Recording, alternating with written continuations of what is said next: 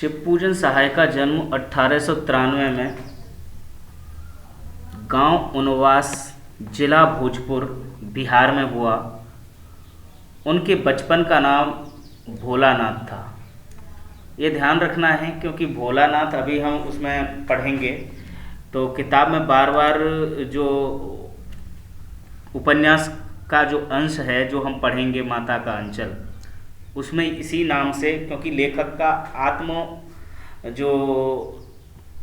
आत्मकथ्यात्मक यानी कि जो ऑटोबायोग्राफी होती है, यानी कि आत्मकथा जो होती है, तो उस संस्मरणात्मक शैली में, आत्मकथात्मक शैली में लिखा गया है ये उपन्यास, जिसका अंश हम पढ़ेंगे कि माता का अंचल। तो वहाँ पर भोलानाथ का जिक्र होगा, इसीलिए यहाँ पर भी उन्होंने दिया है कि उनके बचपन का नाम भोलानाथ था। 10वीं की परीक्षा पास करने के बाद उन्होंने बनारस की अदालत में नकलन वीस की नौकरी की।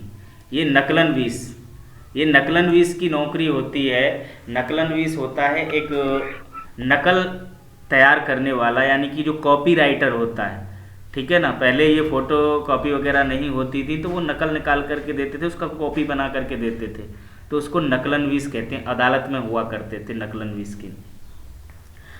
तो नकलन वीस की नौकरी की। बाद में वे हिंदी के अध्यापक बन गए और बाद में वे हिंदी के अध्यापक बने। असहयोग आंदोलन के प्रभाव से उन्होंने सरकारी नौकरी से त्यागपत्र दे दिया।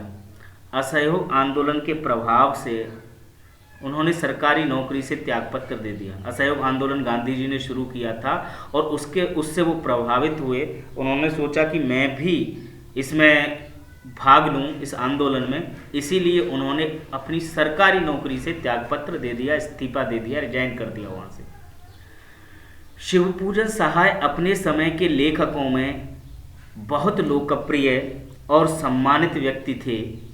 उन्होंने जागरण, हिमालय, माधुरी, बालक आदि कई प्रतिष्ठित पत्रिकाओं का संपादन किया।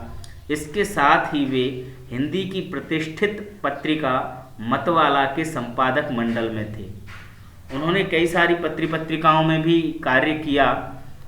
जागरण, हिमालय, माधुरी, बालक, इनका संपादन किया। इसके वो एडिटर थे, संपादक थे इसके। इसके साथ ही वे हिंदी की प्रतिष्ठित पत्रिका मतवाला बहुत चर्चित पत्रिका हिंदी की रही है, जिसमें बड़े बड़े लेखकों ने काम किया है।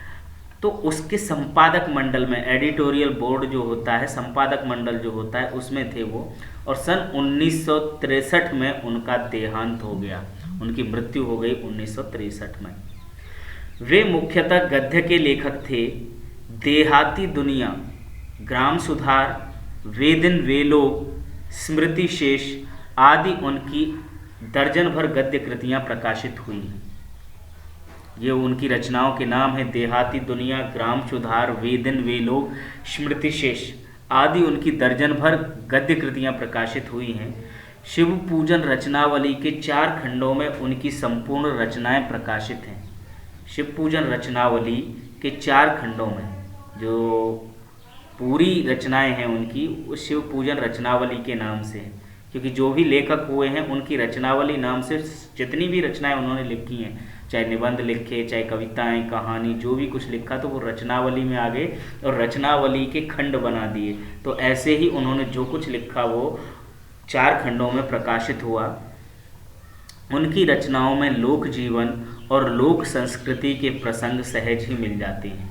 उनकी रचनाएं हैं, उनकी रचनाओं में लोक जीवन और लोक संस्कृति के प्रसंग भी सहज ही मिलते हैं। यानी कि लोक जीवन जो आम लोगों की ज़िंदगी है, जो ग्रामीण संस्कृति है, जो लोगों का जीवन है, लोक संस्कृति है, जो समाज की संस्कृति, लोगों की संस्कृति, उसके प्रसंग सहज मिल जाते हैं इसमें। तो यहाँ पर हम ये पढ़ेंगे एक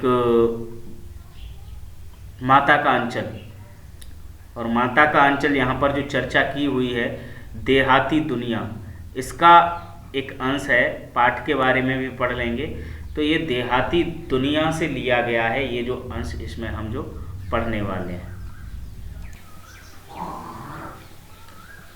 पाठ का परिचय हम शुरू करते हैं। माता का अंचल।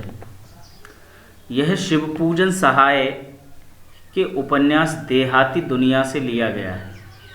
ये शिवपूजन सहाय जैसा कि हम पढ़ चुके हैं, उनका उपन्यास है।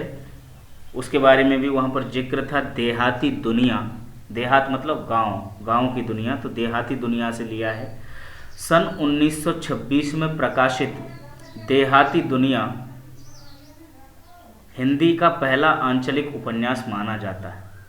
आंचलिक, आंचलिक का मतलब होता है अंचल विशेष का, और अंचल विशेष से मतलब है जो स्थानीय, जो लोकल वहाँ का जो होता है स्थानीय। तो आंचलिक उपन्यास जिसमें ग्रामीण परिवेश का चित्रण होता है, ठीक है ना, तो उसको आंचलिक बोला जाता है। तो 1926 में प्रकाशित देहाती दुनिया हिंदी का पहला आंचलिक उपन्यास माना जाता है। इतना ही नहीं, यह स्मरण शिल्प में लिखा गया हिंदी का पहला उपन्यास भी माना जाता है। स्मरण शिल्प में मैंने बताया था ना, संस्मरणात्मक शैली, आत्मकथात्मक शैली, यानी कि स्मरण रूप में, यादों के रूप में लिखा गया है। क्योंकि इसमें लेखक जो है शिवपूजन सहाय, वो खुद पात्र बना है, उसे अपने जीवन की कोई घटना याद आती है, ठीक है ना। तो यह स्मरण शिल्प में लिखा गया हिंदी का पहला उपन्यास भी माना जाता है। इसमें ग्रामीण जीवन का चित्रण ग्रामीण जनता की भाषा में किया गया है। ग्रामीण जीवन का चित्रण है और ग्रामीण जनता की भाषा में, यानी कि जो भाषा गांव के लोगों को भी समझ में आ जाए, ऐसी भाषा का प्रयोग किया गया है। कोई ज़्यादा मुश्किल भाषा इसमें नहीं है। लेखक ने उपन्यास की भूमिका में यह संकेत दिया है कि ठेठ से ठेठ देहाती या अपढ़ गंवार, निरक्षर हलवाई और मजदूर भी बड़ी आसानी से इसे समझ सकें। वो कह रहे हैं कि जो ठेठ से ठेठ देहाती, अनपढ़, गंवार जिसको कह सकते, बिल्कुल निरक्षर हलवाई यानी कि जो हल चलाने वाले मजदूर हैं, वो भी इसे आसानी से समझ सकें। इतनी आसान भाषा इस देहाती दुनिया उपन्यास की है। आत्मकथात्मक शैली में रचे गए इस उपन्यास का कथा शिल्प अत्यंत मौलिक और प्रयोगधर्मी है। आत्मकथात्मक शैली में, आत्मकथा के रूप में, मैंने बताया था, पहले भी बताया था कि जब कोई लेखक, कोई कवि अपने बारे में खुद लिखता है, वो आत्मकथा होती है। तो वो अपने बारे में ही लिख रहे हैं, अपनी किसी घटना का उसमें वर्णन कर रहे हैं, तो आत्मकथात्मक शैली में लिख रहे हैं। और ये आत्मकथात्मक शैली का उपन्यास है जो अत्यंत मौलिक और प्रयोगधर्मी है। शिशु चरित्र भोलानाथ कथानक का दृष्टि बिंदु है। कथानक का दृष्टि बिंदु यानी कि जो कथानक का मूल है, जिसमें कथानक यानी कि जो कथा है, वो उसका मूल बिंदु है शिशु चरित्र भोलानाथ। शिशु चरित्र भोलानाथ यानी कि एक बालक का जो चित्रण किया है, उसका जो चरित्र यानी कि जो पात्र है मुख्य, वो भोलानाथ है, जिसका जिक्र पहले भी आया है, जो शिवपूजन सहाय के बचपन का नाम भोलानाथ है। संकलित अंश में ग्रामीण अंचल और उनके चरित्रों का एक अनोखा चित्र है। संकलित जो अंश है यहाँ पर माता का अंचल, उसमें ग्रामीण अंचल यानी कि ग्रामीण क्षेत्र और उसके चरित्रों का एक अनोखा चित्र है। बालकों के खेल, कौतूहल, माँ की ममता, देखो ये भी चीज़ें बताई गई। बालकों के खेल किस तरह के होते हैं, उनका कौतूहल किस तरह का होता है, यानी कि जिज्ञासा किस तरह की होती है, उसे जानने, आश्चर्य किस तरह का होता है, कैसे कैसे खेल होते हैं, माँ की ममता कैसी होती है बच्चों के प्रति, पिता का दुलार कैसा होता है, लोकगीत आदि अनेक प्रसंग इसमें शामिल हैं। अनेक प्रसंग इसमें शामिल हुए हैं क्योंकि इसमें बताया, हम एक ग्रामीण परिवेश में चले जाते हैं, ग्रामीण अंचल में चले जाते हैं, तब हमें ये समझ में आता है कि वास्तव में इसकी अहमियत क्या है, इसका महत्व क्या है। क्योंकि इसमें उस समय का चित्रण किया गया है, बालकों के खेल कैसे होते थे, उनकी जिज्ञासाएं कैसी होती थी, माँ की ममता किस तरह से होती है, वो तो आज भी हमें देखने को मिलती है। पिता किस तरह से उनके खेलों में सम्मिलित हो जाते थे, लोकगीत कैसे होते थे। शहर की चकाचौंध से दूर गांव की सहजता को रचनाकार ने आत्मीयता से प्रस्तुत किया है। वो कह रहे हैं कि शहर की चकाचौंध से दूर गांव की सहजता को रचनाकार ने आत्मीयता से प्रस्तुत किया है। वहाँ शहर की कोई चकाचौंध नहीं है, गांव की सहजता है। और उसको रचनाकार ने यानी कि लेखक जो खुद उसमें पात्र है उसने आत्मीयता के साथ प्रस्तुत किया है। यहाँ बाल मनोभावों की अभिव्यक्ति करते करते लेखक ने तत्कालीन समाज के पारिवारिक परिवेश का भी चित्रण किया है। तत्कालीन यानी कि उस समय के समाज के पारिवारिक परिवेश का, यानी कि उस समय के समाज के पारिवारिक परिवेश कैसा था, परिवेश यानी कि वातावरण, वहाँ का माहौल। तो पहले वातावरण समाज का कैसा हुआ करता था, कैसे पारिवारिक परिवेश हुआ करता था, परिवार में किस किस तरह के लोग हुआ करते थे, ये इसमें माता के अंचल में बताया गया है।